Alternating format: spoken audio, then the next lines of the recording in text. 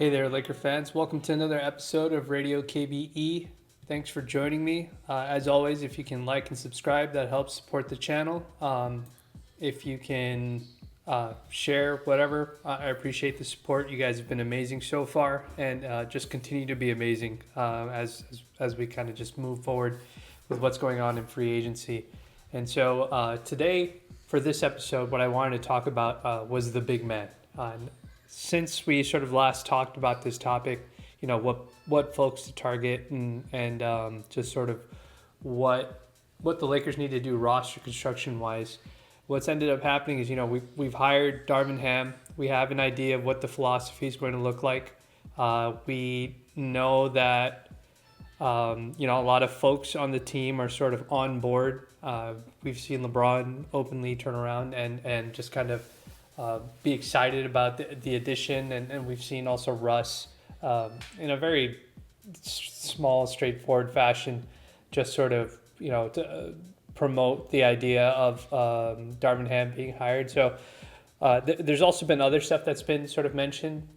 Ham will be able to choose his assistant coaches. He won't have to answer to Kurt Rambis. These are all things that, if you follow me on Twitter, it's just stuff that I've talked about that these are baseline things that just have to happen. You have to give the coach an autonomy to be able to be successful and run his system. So for this episode, what I wanted to do was, now that we know, that Darvin Ham is going to be the coach, what I sort of wanted to do was discuss an important position within this offensive scheme, within Darvin Ham's offensive and defensive scheme. And we could do this because we're able to sort of, we know what Milwaukee does. We know what Mike Budenholzer's style of play was. His offensive and defensive principles were, both in Milwaukee and with the Hawks. And what this allows us to do now is, or what we're able to do now is, we're essentially able to, I don't know how much of it is going to be replicated. How much is it that we're going to exactly do just like Milwaukee and exactly like the Hawks? But what we will be able to do is, we could try and sort of take an educated guess as to what kind of schemes are going to be run. I would say, when you compare Frank Vogel to Darvin Ham and Mike Budenholzer, I would say that the Bucks probably ran a much more modern philosophy, a much more offensive philosophy, defensive philosophy. I think one of the things that probably was one of the bigger knocks on Mike Budenholzer was his in-game adjusting, how quickly he makes his adjustments. That was also sort of a thing with Frank Vogel. He used to make his adjustments game to game. He wouldn't do it within the game. And so, obviously we don't know what Darvin Ham's adjustment ability is within the game in itself. This will be his first head coach position.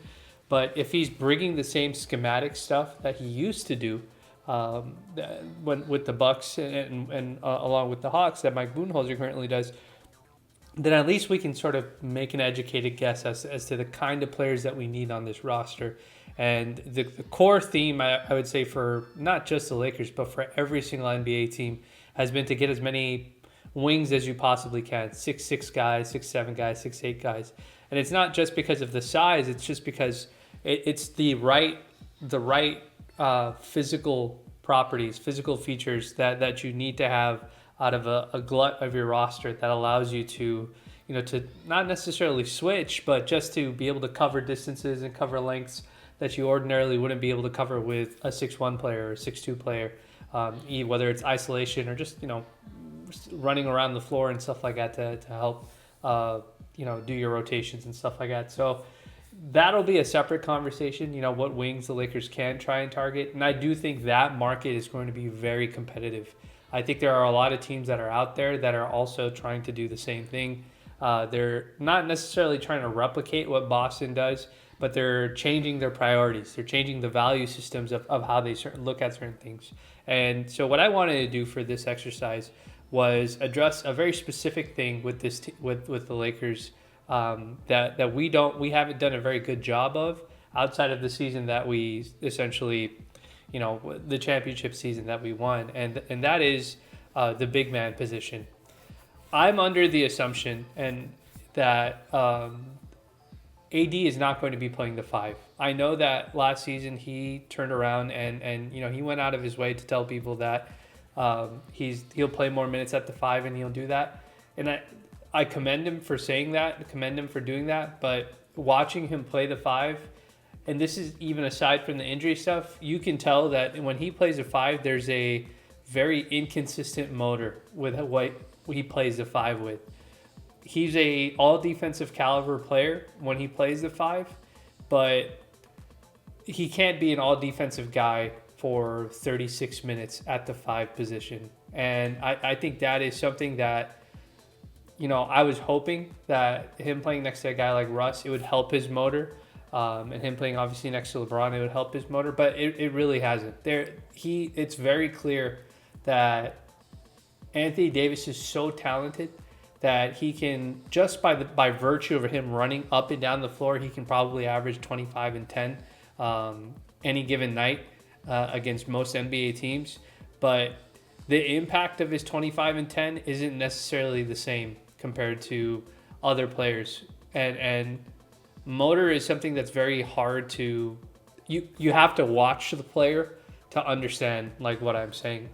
If you've watched enough basketball and stuff like that, you get a good idea of what it is. And so last season, like part of the reason why the Lakers, when we had those lineups where it was Russ and Anthony Davis, like if you look up the numbers defensively, they were better than obviously, but offensively they had issues. But that's because of how energy was being expended. Because Anthony Davis was playing the 5, he was asked to, and because he had to cover up for so many bad defenders, perimeter defenders on the Lakers team, because we didn't have wings and we were playing so many undersized guards, that there's an expense, there's a toll that it takes defensively. So as a player, I can understand that Anthony Davis was prioritizing his effort and energy to defending the rim or protecting the rim, and he wasn't quite engaged as much offensively as he could have been. When it comes to his motor. And we would see it for 2-3 games. He'd look really good, but then, the motor would wane. There is a physical toll. These guys this is not NBA 2K. You can't turn fatigue off. You can't turn injuries off, stuff like that. And so because Anthony Davis is who he is, and because he has an inconsistent motor, when he plays the 5 specifically, I think the Lakers have to take a step back and go back to the drawing board and take a look at what sort of big men really work both within Darvin Ham's system and the philosophy that we think that he's going to run, and then also are good natural pairings to sort of do the grunt work for Anthony Davis alongside Anthony Davis. These are players that need to be able to play the 5 whether Anthony Davis is on the floor or not, so they have to be compatible with LeBron. If Russ is here, they got to be able to work with Russ. If Russ isn't here, whatever ball handling guard, whatever scheme the Lakers want to run, these are players that have to work within that. And so in the video that I originally did where I talked about the high motor big man, I mentioned a few specific qualities that a player has to have in order for the Lakers, for them to be successful within Darvin Ham's offense and defense. And so what I wanted to do for this video is I wanted to talk about the 2 types of big men that the Lakers sort of need to roster on this team. And there's a lot that goes on with this entire process. There's a lot of stuff outside of basketball also that goes on with this process. You have to think about what the market is for that type of big man, whether that big man is available via free agency, whether there's an expectation of minutes or an expectation of role, that kind of stuff. When the Lakers had JaVale McGee and Dwight Howard, it was very clear both of those players had an expectation of what their role was. But when the time came and they had to take a step back and the Lakers had to adjust and Anthony Davis had to play the 5 in the playoffs, there was no arguments about it. There was no issues with it. And because of that, the Lakers ended up winning a championship. They have to take a step back and do that again. And, after JaVale was moved, after Dwight, we lost Dwight and we brought on a different player instead. Like we brought on Marc Gasol. Like Marc Gasol was a good idea. Like he was, especially for the regular season, I thought he was one of a really great replacement for JaVale. He was a occasional, like, it's not like he was like a 50% 3-point shooter, but he would take and make the occasional three. But his build, right? Like, he was a big, heavy set 7-footer. Wasn't very mobile, but you could see how matching him up with a guy like Jokic or matching him up with a guy like Embiid, because he has craftiness and he's a smart player and stuff like that. You could see how he sort of replicated what Dwight did, but because Dwight was an athlete and could play above the rim, Mark was the shooter. So he would sort of stay out of the way. He would stay out of the perimeter, or he would stay in the corner. And the idea was that the Lakers wanted to give Anthony Davis better looks, give him more space and more room to work with. But again, it was a motor thing. How much capacity does Anthony Davis actually have to keep attacking the rim over and over again? What kind of sets are we running to get him those opportunities to get to the rim and face up and stuff like that? And so, again, we don't know how this stuff is going to run, so I'm just going to try to take the best guess as to, educated guess as to what it's going to be. And if we're going to do it the same way that Milwaukee does it, well, Milwaukee has two specific types of bigs. And for this video, I'm going to categorize them as, I'm going to give them two distinct names. One is the heavy big man, and the other one is the mobile big man. And those two distinctive type of big men have an overlapping quality to them, but for the most part, they're distinct enough where, depending on the situation, the coach can deploy them differently. And so those specific players sometimes get paired with just Giannis, and sometimes those players can get paired together, depending on what's, if the Lakers are trying to run a really, really big lineup or something like that. And so what I want to do for this exercise or this episode is to look at the heavy big men that are available. What makes a heavy big man a heavy big man? What makes a mobile big man a successful mobile big man in the NBA? And then what players are available in free agency that sort of hit the parameters of what we're looking for. And so I'll share my screen in a second, but what we have what I write out in terms of descriptors, I've taken some time to try and look at data that closely matches the description of what it is that we want. And that's the hard part. When it comes to using analytics, one of the things that I think is not dangerous, but can lead to somebody getting fired if you don't use it correctly in the front office, is when you use when the data doesn't actually reflect what's happening on the court, and you don't know that, and you're just blanketly using data. So I'll give you an example, right? Like there's a data point that would tell us that certain big men defend X volume of shots, and there's a percentage of makes that they defend. So if I was just looking at it from just in a vacuum, all I would do is I would turn around and I would make sort the list by who defends the most shots at the rim and what is the defensive field goal percentage, right? Like that's typically the way you would think that you would do it, and that number may be really low, but and you would just say, okay, whoever has the lowest number, those are the guys. And then obviously you'd have a cutoff for sample size. You want a guy who defends played a certain amount of games, certain amount of minutes. But if you just did it based on that, there's so much context that gets lost. Does that player play in a scheme where they're funneling player? Does he have a lot of shot volume because there's a wing that's always attached to that player? Is there help side defense that they're showing up within the scheme? Are a lot of these shot attempts just happening because it's like in transition, stuff like that. And so the thing that I try to be really careful about is when I try to look at data, I try to make sure that data actually matches what we're watching. And so I'm not going to share what collection of data points I'm using to designate whether a person's a successful heavy big, or a successful mobile big. What I'm trying to do is I want the focus to be on the needs within the game. A lot of times when we think about fit and what helps the team out and what's successful, we think about the player. So right now, if Russ is a perfect example. All last season, everybody was just like, it's not going to be successful with Russ, no matter what. And that's what you're hearing now. Like, there's no way that the Lakers will be successful if Russ is on this team, because the focus is on optimizing Russ. You're looking at Russ and you're saying, this person as a player, there's him because he doesn't shoot well, he's not a shooter, that sort of thing. The fit isn't there. But when you start compartmentalizing his skills, and then you look at him and you say, how does he fit within the scheme of what we're doing?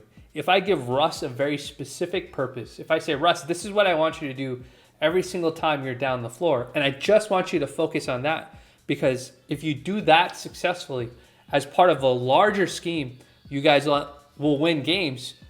That's the way that we should be thinking about free agents that we bring to this team. We're not thinking about it. We shouldn't be thinking about it just in terms of what is the individual. It's important. Like, being able to make jump shots is important. Russ has to be able to do that, or whoever comes in and replaces him has to be able to do that. Those things matter. But does the scheme work, right? And we know for the Bucks, at least in the regular season, and in the playoffs too as well, they pushed Boston to Game 7 even without Chris Middleton. But he was a huge part of their 3-level scoring that they really needed. And maybe they win their series against Boston with him there. Maybe they don't. But you can see the value that he adds as a scorer, as a 3-level scorer for that team. But how does he fit within the scheme? And what is his role within the scheme? And that's the way I try to approach free agency. And now that we've got Darvin Ham, I would assume that we'll try and replicate a little bit of what the Bucks do. So why don't we go ahead and jump into it, and we'll take a look at the descriptors. So like I said, I'm not going to share the exact data points that I use to come to these conclusions. I will say that's the secret sauce for me. And that's sort of my way of, like, if I'm right, I'm right. If I'm wrong, it's a bad methodology. And it's just, I'm not going to create a specific metric. I'm not going to create a Raptor or some aggregated metric to do that. It's just, this is me looking at data, trying to match it up with the tape to make sure that it's accurate, and then presenting it. And so for this episode, I'm only going to be talking about free agents that are available. Obviously, there's many more avenues if we had to go the trade route. But I think if I can make sense, if you can understand what I'm trying to describe in terms of scheme that's important for this team, when it comes to a heavy big man versus a mobile big man, I think it'll make it easier to understand, what kind of guys we're trying to target during in a trade or something like that. So let me go ahead and pull this up here. So first, what we'll have is sort of the what we'll have is like the descriptors, right? And so one of the things that I want to try and do is discuss, like, what's the best descriptor for what goes on, what type of big man that we want to target. And so the first one that I wanted to bring up was the heavy big man, right? And this big man is, you think, like I mentioned him before, like the heavy big man that you're thinking of is somebody who you don't expect. And so for Milwaukee, it's Brook Lopez, and obviously he can shoot too from the corner above the wing, so that's a bonus. The Lakers tried to replicate that, right? They tried to do that with Marc Gasol, but he was much older and not very mobile. Lakers didn't use him. We used him in drop coverage a little bit for whatever reason, and I think it may have been COVID related. He had some slippage. He was getting targeted a lot in the Suns series, stuff like that, against the Suns bench and stuff like that. But the heavy big man is an important role for the Lakers, and the mobile big man is an important role for the Lakers. And they're distinct enough where the Lakers have to allocate two different people for it.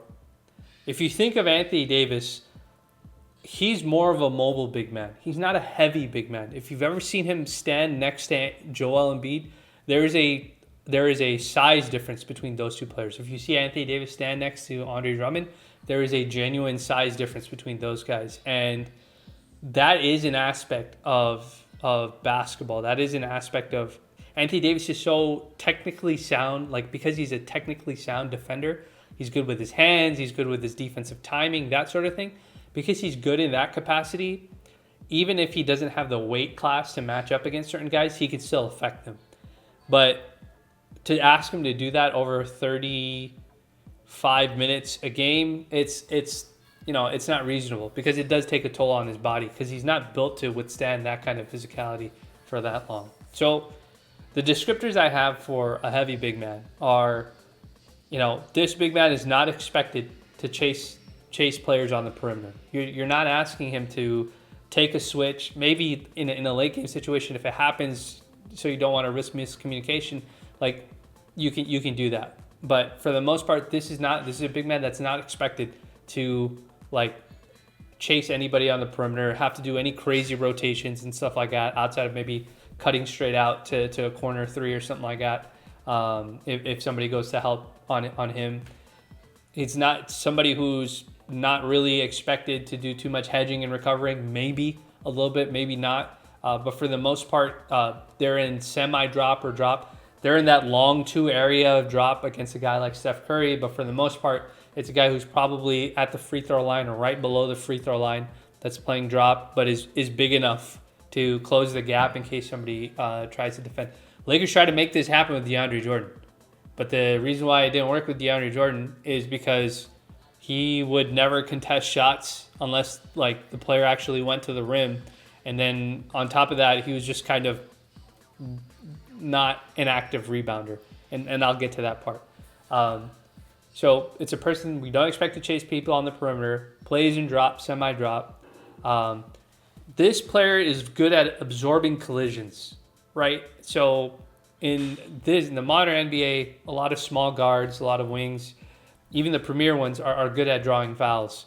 And the right big man is able to absorb those collisions. They keep their verticality. They may not be high athletes that can jump really high, but they can absorb those collisions without fouling. And there are big men that do that very well. Brook Lopez is a good example. Marc Gasol is actually a good example of a player who was able to do that. And there's different ways of defending. While guys like Dwight Howard would meet you at the apex of your layup and block your shot, Marc Gasol was really crafty with his hands. Like he would strip players on the way up, or he would strip big men on the way up.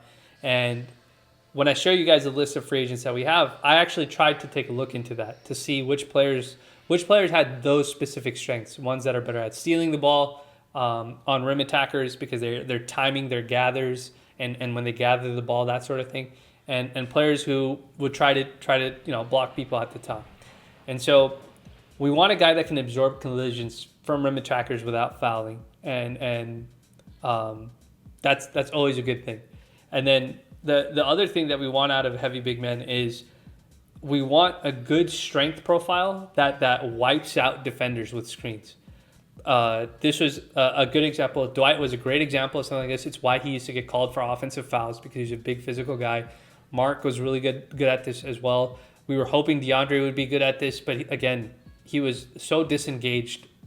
He was always looking for the slip when we needed him to like really deliver quality screens and stuff like that.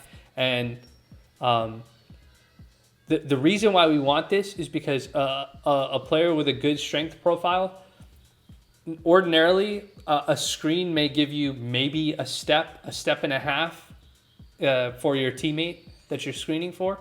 But when you like the elite screeners, those guys are giving a player like Talen Horton-Tucker 2.5 steps to get downhill. So now Talen doesn't have to worry about somebody potentially blocking him from behind or pressing him from behind if it's a 6'5" guy or a 6'6" guy or a 6'7" guy. Like you want guys who can deliver those clean screens, and you do need heavy big men to be able to do that. It's not easy to do with some of the more slender, some of the more smaller framed big men that you see around the league. So a strength profile matters, and that strength profile plays into the ability to absorb collisions and stuff like that. So that's really important that we get. So let's move on to the mobile big man. And the mobile big man is is one that is we use them a little bit more in sort of a press and recover uh, situation on the perimeter. Lakers did this with JaVale McGee. Really good at doing this. Dwight was actually good at this too, but he had back issues, so it ended up being a problem. Anthony Davis is really good at this too. He's also good at just outright switching. The high mobility part and that's the reason why I put mobile. The high mobility part doesn't necessarily have to do, like when we think about it, we think to ourselves that like the high mobility big man has to go out there and has to be able to, like just take a switch. We don't need that. We don't need somebody who's just taking a switch. What we need is a guy that can move his feet.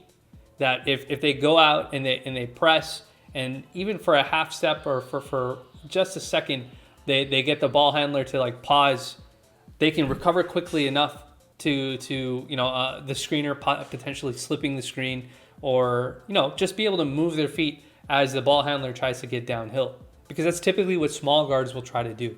Once they come right off that screen, they're either going to pull up for the jumper or they're going to come screaming down like right off the screen full speed, try to get to the rim. So we want guys, we want a big man that's able to do that to some degree, and that's important. And same thing, the mobile big man, you want a guy that has good footwork for slipping action.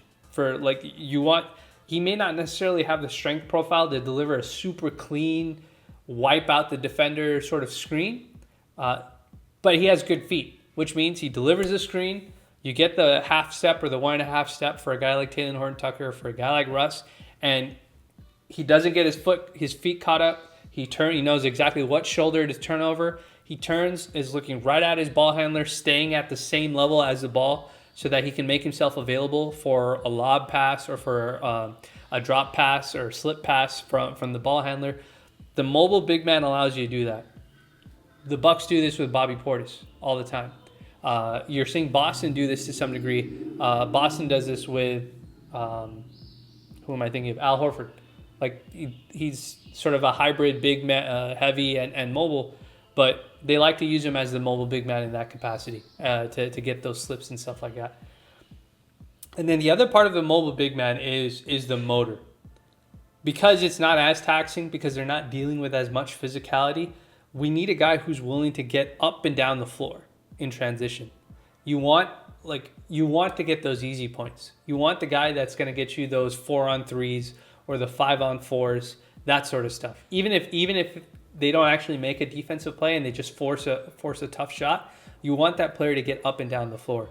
The mobility and the motor part is really important, because that's what allows these teams to be successful in the playoffs. Those, you may not get a ton of transition opportunities in the playoffs because the game slows down, but those possessions become incredibly valuable if you do get them, and that's why you want a high motor guy, like a high motor big. When the Warriors use Draymond Green for that in that role, that's what they're using it for. He's not a scorer, but because he has a high motor, he knows that, hey, this player missed the layup attempt. As soon as he gets the rebound, you'll watch more often than not, you'll see Draymond take off, and he's the ball handler. You'll see him take off and set up his teammates and stuff like that. And having that motor is incredibly important. And one of the smaller things that I think doesn't get talked about enough is if you have a mobile big man, that you want them to be able to sort of move in space in a confined area, not necessarily just from the dunker spot. If you remember, Montrezl Harrell was really, really good at this, and it actually resulted in him and Talen Horton-Tucker having good synergy, because Talen would never make the same drive pattern. Like, he would never make the same decision on his drive. Sometimes he would Euro, sometimes, because he was right-handed, the way he liked to take a shot was a little bit different, but he was able to get to the rim. And Montrez was really, really good at just creating angles, creating small windows where if Talen didn't have the angle because he didn't like to take shots with his left hand, he had an escape pass or a slip pass to Montrez. So that's what you really want out of mobile big men. You get that from a guy like Bobby Portis over in Milwaukee. The Lakers had that to some degree with JaVale McGee. JaVale was really good at screening, slipping, and if the lob wasn't there, he would keep moving his feet and he created an opportunity for himself. And he would get up and down the floor. You've seen him do that with the Suns. That's one of the It's one of the better qualities that JaVale has as a player, that he's constantly getting up and down the floor. And so now that we understand the difference between the heavy and the mobile, both are important to the Lakers. And, Anthony Davis can play both of these roles, but we want to try to limit that at least up until the playoffs. We want these guys to be available. We want these type of role players for the regular season, so then Anthony Davis can be fresh and we can avoid injury and unnecessary wear and tear on him. But the overlapping characteristic that both of these big men have is they have to be high volume rebounders, regardless of what the scheme is. You want guys that have a nose for rebounding. They know the value of a rebound. They treat rebounding and good quality defensive and offensive, glass work. I like to call it trench work. Like, they treat the trench work like it's part of their identity. They want to do that. And you want guys like that on your team because you can always rely on them to play in that manner. You see guys like Steven Adams play those sort of roles. The guy that essentially played that role for the Lakers last season was Andre Drummond, even though he played half the season. Like, Drummond, he treats rebounding like, it's the only thing that matters in basketball. And though he had his limitations, his finishing was horrendous at times. Like, one of the big things I think that the Lakers have missed out on, and one of the reasons why I think they brought him on board, was because he was a heavy big man. He would play those sort of coverages. He'd absorb collisions, defend the rim, without fouling at times. He was an okay mobile big man. He would get switched out on the perimeter sometimes. He had good hands defensively to pick the ball away and stuff like that, to steal the ball. But, obviously the fan base didn't like him. His finishing was very suspect, especially on easy passes, things that should have been easy layups, easy dunks, easy catch and dunk it, catch and finish it, like, was made way more complicated with him. I don't know how much of that had to do with Vogel, how much of it had to do with the scheme and how many touches he would get. But I understand why the Lakers moved off from him. But I think now in a Darvin Ham scheme, he can be more valuable. He can be more useful. And so let's just go ahead and jump into it. What I did is I just sort of categorized these players. Let me pull it up here. So what I did is I categorized the players, the heavy big and the mobile big. And I took a list through all the players that are unrestricted free agents. And the Lakers, as of right now, have limited free agent cap spendability. We have the taxpayer MLE, which is about $6 million. And then I believe we'll have the biannual exception to as well, which is about $4 million. So I don't know. And, if we move Russ, we may create cap space. We may have access to the $10 million non-taxpayer MLE. I don't know how the value works. But I do think the Lakers have to consider investing it has to be more than a veteran minimum. That's my opinion. Only because we can't go into a situation again where we're asking Anthony Davis to do a lot, he gets hurt, and then all of a sudden we're asking LeBron to do a lot, and then he gets hurt, which is what has happened. Sometimes, obviously, whether it's Anthony Davis's conditioning, last season Anthony Davis getting hurt had nothing to do with him. It's just freak accidents. But we could see that the Lakers' strategy was, once Anthony Davis went down, like, they started asking LeBron to play center. Like, that stuff cannot happen. Under no circumstances can we be asking 38-year-olds or 37-year-olds to play center. If it's the playoffs and it's a very situational thing or something like that, that's different. But in the regular season, that just can't happen. And the Lakers have to be smart. They can't ignore the basketball value of role players who are willing to do these sort of things. So, the first list that I have here on this left-hand side are the heavy big men that are available via free agency. And you'll see their names, and then you'll see that I put words like block, steal. The reason why I'm putting that is because I want folks to understand, like the Marc Gasol and the Dwight Howard example that I gave. Dwight used to like to block shots, and Mark used to attack dribble gathers and stuff like that. I want you guys to understand where the strengths actually are. So for the heavy big man that we could target via free agency, Yusuf Nurkic has a, and these guys are all guys that I've already double checked to make sure they have average to above average or elite rebounding motors. They're high volume rebounders, not necessarily in a stat sheet. Like they're not like 20 rebound a night guys, but they're as it relates to the entire scheme, the entire team, they grab a good volume of those rebounds. So like that's their role. So when I see that, even though Yusuf Nurkic only averages probably like 11, 12 rebounds a game, those 11, 12 rebounds a game make up a high percentage of the total rebounds that the team grabs, if that makes sense. So these guys have sort of checked. Some of them have average and some of them have above average rebounding motors, but they all kind of meet the threshold that I'm looking at. And so Yusuf Nurkic is a good example of somebody. He likes to attack live dribbles. He likes to, like Marc Gasol, he likes to, if you try to go for a gather, he'll try and strip you. A lot of times, he's not a guy who'll jump with you every single time to try and block shots. The next guy we have is Hassan Whiteside. And as you hear the names and you think about the highlights that you've probably seen defensively for some of these players, it'll make sense. So Hassan Whiteside, not a guy who's going to strip you on the way up, but he's a guy who'll meet you at the apex of your jump shot, and makes sense. He's a true 7'2" guy.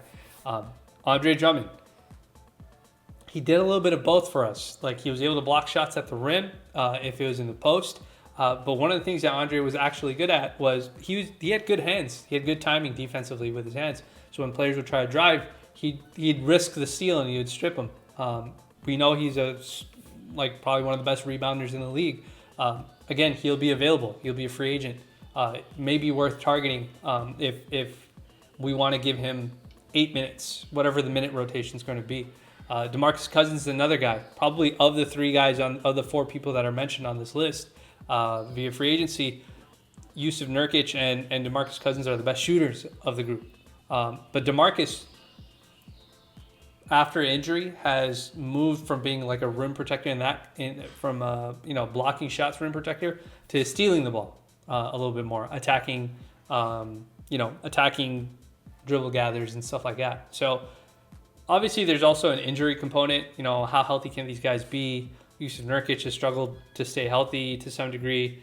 But remember, these are guys that are in more limited roles. And so if the market for them isn't good, the amount of money that we spend on them may not be as high, but the return can be really high for the Lakers because they'll be playing smaller, more concentrated roles where they can be really successful. And it's on our it's really on our front office to be able to sell that role, to sell the fact that, hey, if Andre Drummond decides to come back, or if DeMarcus Cousins decides to come back, remember, he was originally supposed to be on this Lakers roster the year we won the championship. He was supposed to have an important role. He just we were never able to, he got hurt and he ended up moving on. But if we could sell him on the role, and we could sell him on the fact that if you play your role really well, the fan base, we'll push you to the top and you'll get a better, and we've seen that happen. We've seen it happen to Alex Caruso. Rajon Rondo looked like he was about to be out of the league, wins the championship for the Lakers, and then, ends up getting 2 more years, out of the league essentially as two decent sized contracts afterwards. So, like, if you can sell him on it, that's up to the front office. But these are the heavy big men that are available via free agency. And I don't know what their market necessarily looks like, but these are the guys that you're initially looking at that sort of qualify for that role within Darvin Ham's scheme. Now, if we move on to the next grouping, there's a lot more. These are the mobile big men. You've got guys Thomas Bryant, JaVale McGee, Mitchell Robinson, Bismack Biyombo, Tristan Thompson, Damian Jones, Gorgui Dieng. These are all guys, again, they meet the rebounding motor, but they have different strengths. And the player that actually stood out the most was JaVale McGee. JaVale played behind DeAndre Ayton this past season, and he was a nice spark plug as a center for the Suns. And a lot of his highlights were blocking shots with his verticality and then just hustling up and down the floor after making shots. And, Phoenix does a really good job of finding their big man and him finishing dunks, and he had highlights and stuff like that. Same thing with Bismack Biyombo. Like you saw in the Suns series, like Chris Paul was just sending them up over and over again. The guy that is, the youngest guy that has probably the most upside, that'll probably be the most expensive, and I would imagine the Knicks are going to bring him back, is Mitchell Robinson. His rebounding numbers or his rebound rates aren't as high. But I suspect the reason why his rebound rates aren't that high is because the Knicks had Julius Randle, and because Tom Thibodeau and because Mitchell Robinson is a true mobile five, he can get up and down the floor. Has good hands defensively for steals, blocks, that sort of thing. Guys like Julius Randle, guys like RJ Barrett, they were the guys who were helping crash the glass and stuff like that. So because they were doing more team rebounding, because of the size that they had on the floor, Mitchell's defensive rebounding numbers aren't there. But I would suspect in the Lakers offense, in the Darvin Ham scheme, that those numbers would probably be there a little bit better. But these are the guys via free agency. We're looking at shooters out of this group. You're probably looking at Thomas Bryant being the best shooter. Gorgie Dang's probably the next best shooter. But these are all guys that you can target. The one that probably has the most familiarity with LeBron James is Tristan Thompson.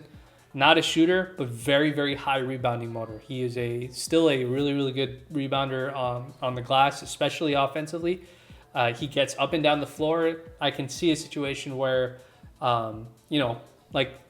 if his responsibilities were just to play defense, and crash the glass every single time as much as he possibly could next to Anthony Davis in that role, I could see that being successful.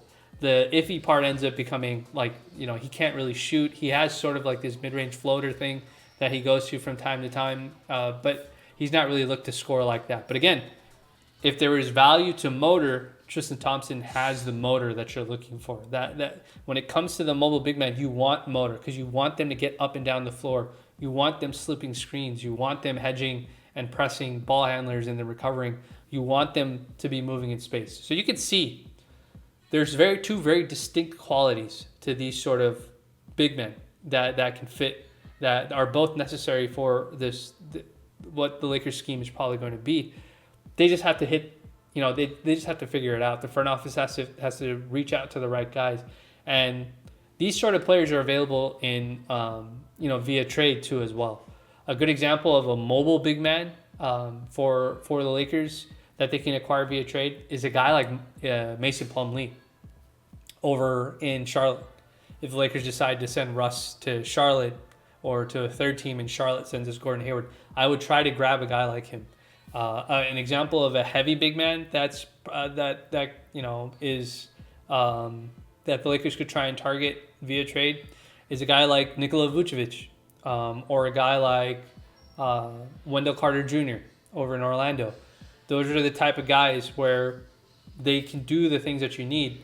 Vucevic can shoot. Wendell Carter Jr. has a really nice mid-range. I don't think he's a very good three-point shooter, but his long two jumper or his free throw line jumper is pretty solid.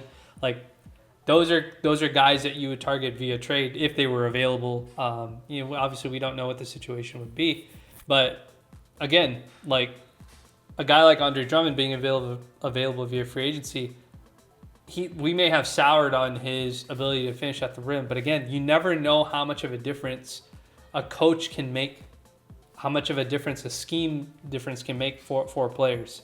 And I think that's a big deal. So what are the questions that the front office has to answer? First and foremost, what do the minutes distributions look like? Like these guys, remember, these guys are players. Some of these guys, they don't want to stop playing basketball. They still want to make money. This is their livelihood, regardless of what's happening with the position. And so, is it the first 10-minute shift of each half? Is it the first 7-minute shift of each half? What do the rotations look like? That's also something that Darvin Ham will dictate, and his scheme will dictate. And then the next question is, how much does Anthony Davis play the 5? Is he still going to be playing the last 4 minutes of each half at the 5? Is Darvin Ham's scheme going to continue to play him at the 4 and only play him at the 5 if they absolutely have to? Or is it matchup based? Is that, those sort of things dictate. We know with Vogel's system, they used to have the heavy big play like the first 5 to 7 minutes, as long as the Lakers weren't losing leads. And then they would switch to like Anthony Davis basically playing the 5, and or they would go to the mobile big man playing the 5 for another 4 to 5 minutes, and then Anthony Davis would close out the halves. So that sort of stuff matters. Those minute distributions and how much Anthony Davis plays at 5 matters.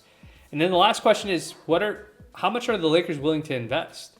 Like, we can't be cheap about stuff like this. These are role players who are willing to do roles. They're willing to, especially if they're willing to do the grunt work, there's basketball value in that. And that's something that we just can't ignore. As it's something that our front office just can't ignore. And we have to respect the basketball value of that sort of stuff. And so those are important questions the front office will have to answer. These are the type of big men that I think will be successful and are necessary for the Lakers to be successful. So it'll be interesting to see what happens and what direction they go in when it comes to this. So as always, I appreciate you guys tuning in. If you can you can subscribe, you can share it. I would greatly appreciate it. The channel has been doing really well. We're almost at 300 subscribers in less than half a month, which is pretty awesome. And so, if we can continue to get it grow, we can get it to 1,000.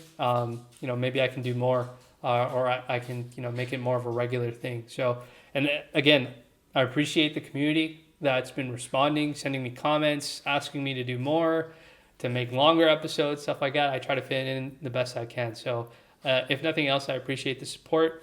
And then, as always, what I'll try and do is I'll take this information and I'll share it in the newsletter too, so you have it in your email. So as always, I appreciate you guys for watching, and I'll see you in the next video.